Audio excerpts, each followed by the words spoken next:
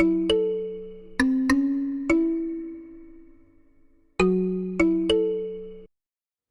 friends, it's time for a new edition of Teaching Tuesday.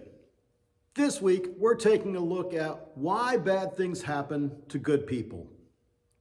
Now, at age 2, I was a good kid. I wasn't doing anything wrong. Well, at least in this particular instance, I wasn't doing anything wrong. The year was 1966. Car seats and seat belts were unknown in those days. And we were on our way to Grandma and Grandpa's house, my dad's parents. We'd left our house and had traveled less than half a mile when Dad blacked out. The car went off the road, we hit a tree, and I went flying into the dashboard where I got the little scar on my forehead and broke my right leg way up by the hip. I spent time in the hospital and came home in a half-body cast of sorts.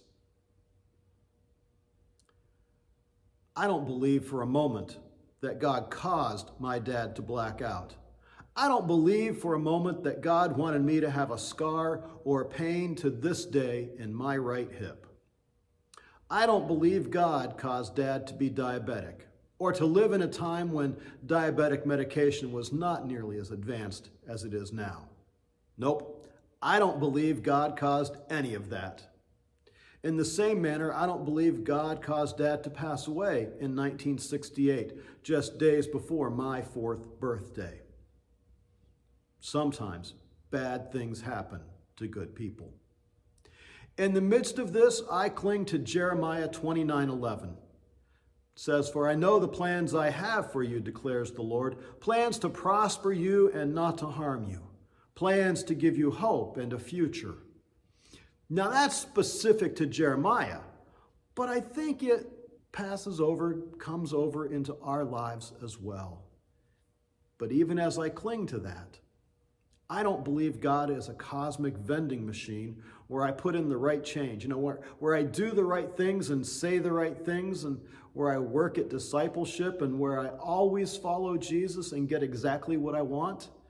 God doesn't work that way. What I remember and cling to from that verse is that God does want what's best for me and is with me in every struggle and in every joy. Sometimes, friends, bad things happen to good people, and God is still with us. That's the good news. God is still with us now and always. Amen.